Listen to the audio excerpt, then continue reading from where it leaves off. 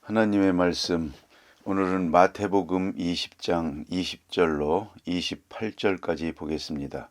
마태복음 20장 20절로 28절 다 함께 한 목소리로 봉독합니다. 그때에 세베대의 아들의 어머니가 그 아들들을 데리고 예수께 와서 절하며 무엇을 구하니 예수께서 이르시되 무엇을 원하느냐 이르되 나의 이 두 아들을 주의 나라에서 하나는 주의 우편에 하나는 주의 좌편에 앉게 명하소서. 예수께서 대답하여 이르시되 너희는 너희가 구한 것을 알지 못하는도다. 내가 마시려는 잔을 너희가 마실 수 있느냐. 그들이 말하되 할 수 있나이다. 이르시되 너희가 과연 내 잔을 마시려니와 내 좌우편에 앉는 것은 내가 주는 것이 아니라 내 아버지께서 누구를 위하여 예비하셨든지 그들이 얻을 것이니라. 열 제자가 듣고 그 두 형제에 대하여 분이 여기거늘 예수께서 제자들을 불러다가 이르시되 이방인의 집권자들이 그들을 임의로 주관하고 그 고관들이 그들에게 권세를 부리는 줄을 너희가 알거니와 너희 중에는 그렇지 않아야 하나니 너희 중에 누구든지 크고자 하는 자는 너희를 섬기는 자가 되고 너희 중에 누구든지 으뜸이 되고자 하는 자는 너희의 종이 되어야 하리라. 인자가 온 것은 섬김을 받으려 함이 아니라 도리어 섬기려 하고 자기 목숨을 많은 사람의 대속물로 주려 함이니라. 아멘. 오늘 본문은 예수님의 이 세상에 오신 목적, 아주 확실한 목적을 설명해 주는 대단히 중요한 말씀입니다. 그 말씀을 하게 되는 그 분위기와 계기가 너무나도 아이러니컬한 부분을 읽을 수가 있습니다. 예루살렘은 지금 예루살렘을 향하여 올라가고 있습니다. 지난 시간에 본 바와 같이 그저 예루살렘의 순례의 길을 가는 것이 아닙니다. 예수님은 지금 알고 계십니다. 눈앞에 십자가가 있다. 그 십자가를 막연하게 생각하는 것도 아닙니다. 제사장과 서기관들이 십자가를 지우기를 결정하고 그리고 이방 사람의 손에 넘겨서 거기서 사형 집행을 하는 다 알고 계십니다. 확실히 알고 계시면서 예루살렘을 향하여 올라가십니다. 그러면 예루살렘을 향하여 올라가시는 예수님의 마음이 어떠했겠습니까? 예수님만이 인간적으로 생각하면 고독한 길을 가고 있는 것입니다. 왜냐하면 아무도 그렇게 생각하는 사람이 없으니까요. 아무도 이해할 수도 없으니까. 예수님만이 이 같은 귀중한 생각을 하면서 예루살렘을 향하여 올라가십니다. 그야말로 산천초목을 보는 시각도 다른 때와 같지 않았을 것입니다. 예루살렘으로 올라가는 이 길이 한 번 가면 다시 못 돌아오는 길입니다. 1년에 몇 차례씩 올라다니던 이 길이 오늘따라 특별한 의미를 갖는 것입니다. 그러한 아주 엄숙한 마음으로 심각한 생각을 하면서 계속 십자가의 길을 생각하면서 예수님은 올라가고 계시는데 어쩌면 이렇게 동상이몽이란 말입니까? 예수님의 뒤를 따르는 12제자는 지금 엉뚱한 생각을 하고 있습니다. 화려한 꿈을 꾸고 있습니다. 청운의 꿈을 꾸고 있습니다. 예수님을 따른 지는 3년밖에 안 되지만 이제야말로 출세하는가 보다 생각을 하고 있습니다. 이번 6월절에 올라가면 예수님이 왕이 될 것이다. 왕이 되면 그때는 우리들은 전부 보좌에 앉게 될 것이다. 여기까지 생각을 한 거죠. 모름지기 여기까지 생각하는 데는 이의가 없었던 것 같습니다. 모두가 다 그리 생각을 하고 있습니다.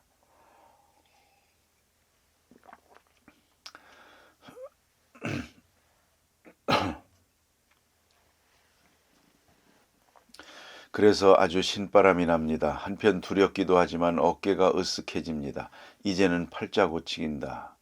이제야말로 영광을 누리는 그런 때가 왔다. 생각하고 예루살렘을 향하여 지금 올라가고 있는 중입니다.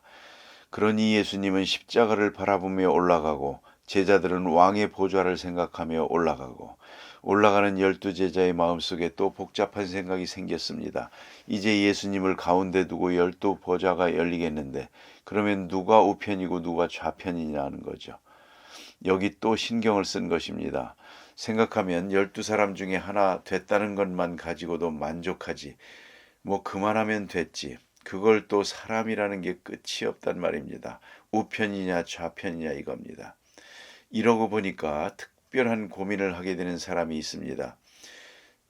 사랑이 질투하기 시작하면 그 추리력이라는 게 참 무서운 겁니다. 이 사람의 질투라는 것이 참 무서운 것이죠. 어디까지 생각하게 되는지 모릅니다. 엄청난 생각을 자꾸만 머릿속에서 하게 되거든요. 그러면 우편이냐 좌편이냐, 그게 바로 문제입니다. 그게 바로 야고보와 요한입니다. 세베대의 아들로 야고보와 요한은 형제입니다. 친형제인데 그 어머니가 가만히 생각해 보니까 하나는 우편에 하나는 좌편에 앉으면 꼭 세트가 되겠는데 이젠 문제가 베드로란 말입니다. 가만히 보니 나이가 좀 더 든 것 같은데 이 베드로가 수제자 아닙니까? 뭐니 해도 수제자요. 예수님께서 천국 열쇠를 준다고 해놨으니 이 베드로가 문제거든요.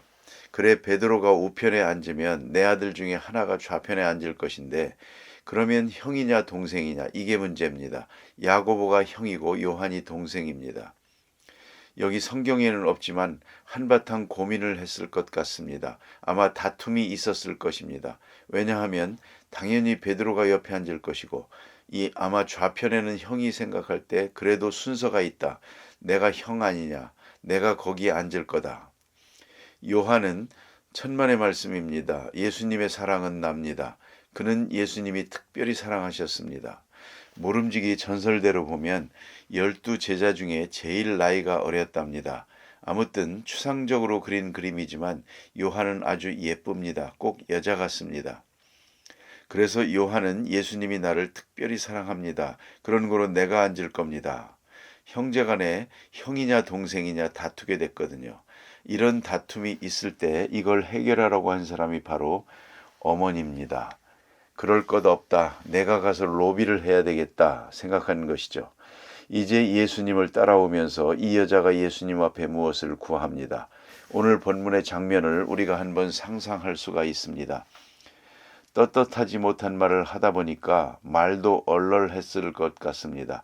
그렇지 않겠습니까? 무슨 좋은 말을 해야 당당할 텐데 다른 사람들은 들으면 안 되는 말이거든요. 사바사바 로비하는 말이기 때문에 가까이 따라가면서 뭐라고 했는데 이게 잘 안 들리는 게 말을 했던 것 같습니다. 어쩌면 들으시고도 일부러 한 말이기도 한 것 같습니다. 하시는 말씀이 무엇을 구하느뇨? 이렇게 묻습니다. 그래서 부득불 대답을 합니다. 자, 여기에 무엇을 구하니? 분명히 한마디 합니다. 무엇을 구하니? 무엇을 원하느뇨? 요 사이에 이 여자가 뭔가를 말했는데 분명하게 못했습니다. 예수님이 확실하게 지적을 합니다. 무엇을 원하느뇨? 그래 대답을 합니다. 나의 두 아들 야고보와 요한, 주의 나라에서 하나는 우편에 하나는 좌편에 앉게 명하소서. 솔직히 말할 수밖에 없었습니다. 그렇게 해주세요. 저희들이 지금 다투고 있습니다. 해결하는 길은 그 길밖에 없습니다. 이렇게 나옵니다.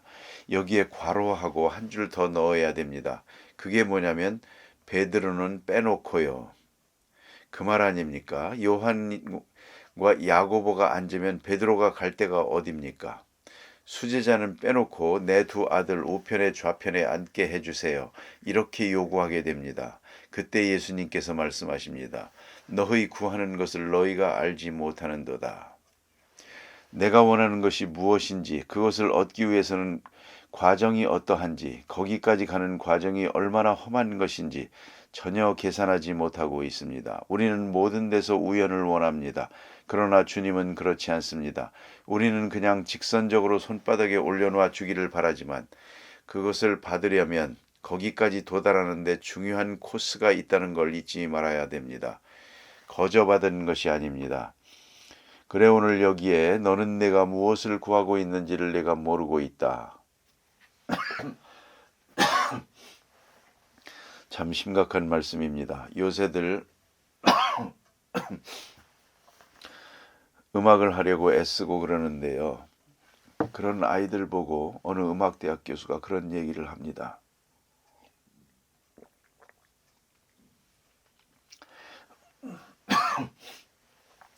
참 모두가 음악을 하겠다고 하지만 이게 얼마나 힘든 길인지를 저들은 모르고 있습니다.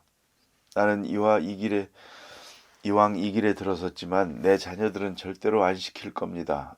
누구도 하라고 하고 싶지 않습니다. 왜요? 한평생 음악을 해야 합니다. 지금도 하루에 5시간씩 연습합니다. 계속해서 해야 합니다. 그 어느 음악가의 말처럼 하루를 연습하지 않으면 자기가 알고, 이틀을 연습하지 않으면 평론가가 알고, 사흘을 연습하지 않으면 청중이 안답니다. 하루에 5시간, 어쩌다가 제가 이런 팔자가 됐습니까? 그거 너무 음악 시키려고 애쓰지 마세요. 음악은 듣는 음악이 좋은 것입니다. 그저 좋은 음악을 잘 듣고 즐기는 게 진짜 음악가고요. 음악을 만드는 사람은 이건 우리를 위해 굉장한 수고를 하고 있는 것입니다. 엄청난 고생을 하고 있는 것입니다. 자, 이제 생각해 보세요.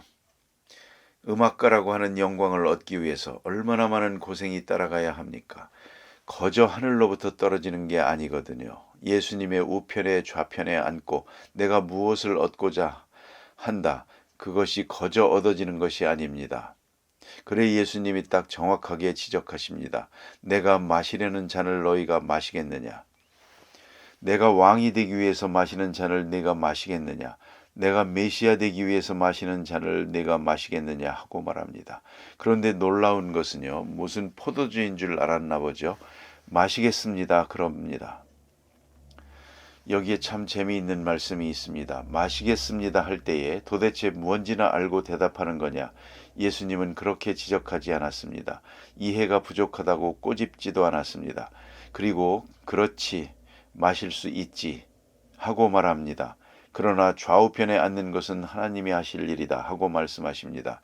여기서 마시겠습니다 했지 않습니까? 뜻도 모르고 마시겠습니다 그랬습니다.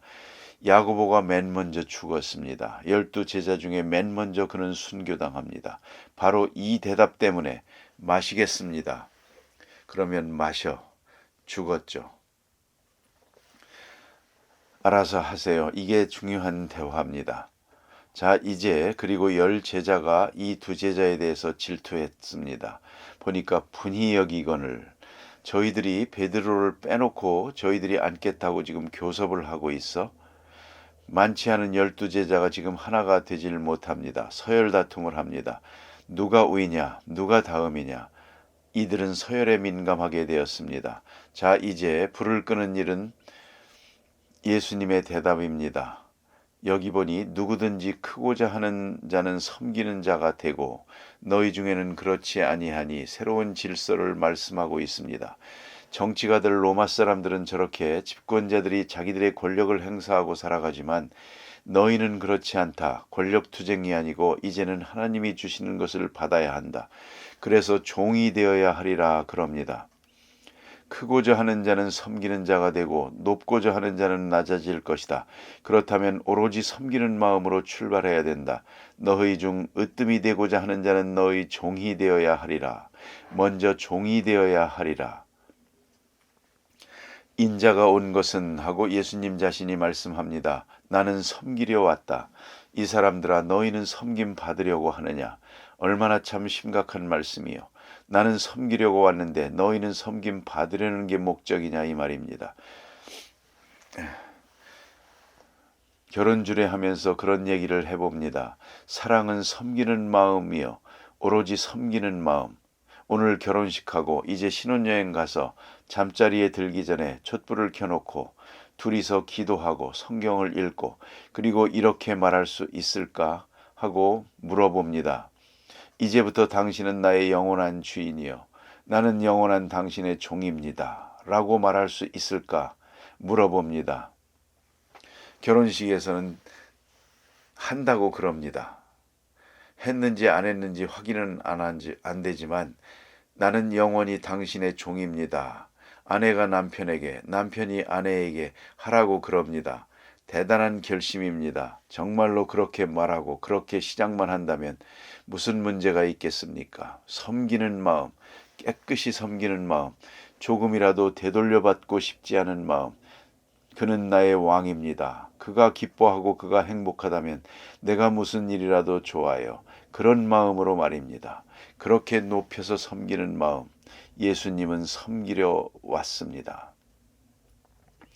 여기 더 중요한 말씀이 하나 더 있습니다. 대속물로 주겠다 그랬습니다. 대속물, appointment, redemption 이라는 말은 참 중요한 말입니다. 대속물이란 재물이요, 숨지는 재물을 말하는 겁니다. 그래서 죄를 속하는 것입니다. 죄인을 위해서 죽어서 죄인을 의인 만들고 나는 죄인이 되는 겁니다. 죄인 대신 내가 죽어서 죄인을 의인 만드는 것입니다. 이것이 대속물입니다. 여러분, 우리가 얼마나 물질은 줄 수가 있습니다. 돈도 줄 수 있고 집도 줄 수 있고 다 줄 수 있습니다. 그러나 명예를 주기가 어렵습니다. 바울의 편지 중에 보면 바울도 이렇게 말합니다. 내가 너희의 자랑을 위하여 가노라 그랬습니다.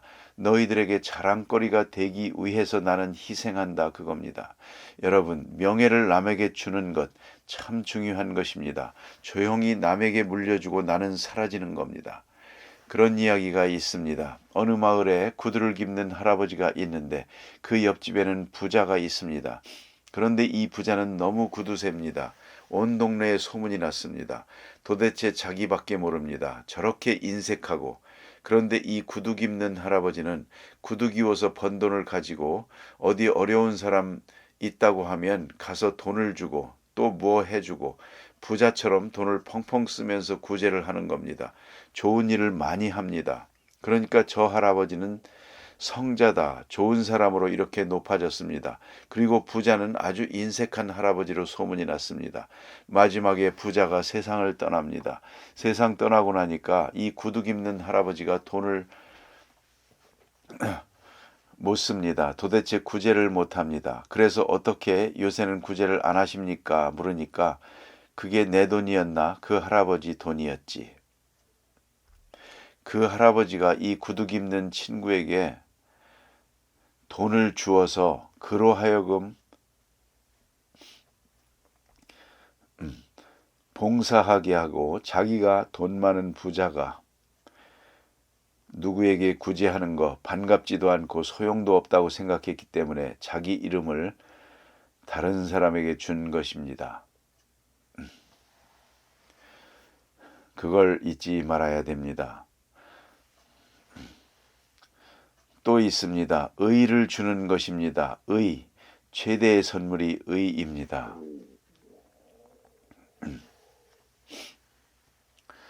저 사람을 의인 만들기 위해서 내가 죄인 되는 것입니다. 저 사람 높이기 위해서 내가 어리석은 사람 되는 것입니다. 죄일의 억울한 누명을 다 내가 쓰는 것입니다. 예수님은 그러기 위해 오셨습니다. 우리는 뭘 준다 하면 꼭 돈만 생각합니다. 아니요, 명예, 자존심, 그리고 의를 주는 것입니다. 예수님은 우리를 의롭다 하게 하기 위하여 자기가 죄인이 되고 십자가를 지신 것입니다. 바로 그 때문에 세상에 오셨습니다. 이 세상에 온 것은 섬기려 하고 자기 목숨을 대속물로 주려고 왔다. 자, 이 말을 듣고도 자리다툼 하겠습니까? 기도하십시다.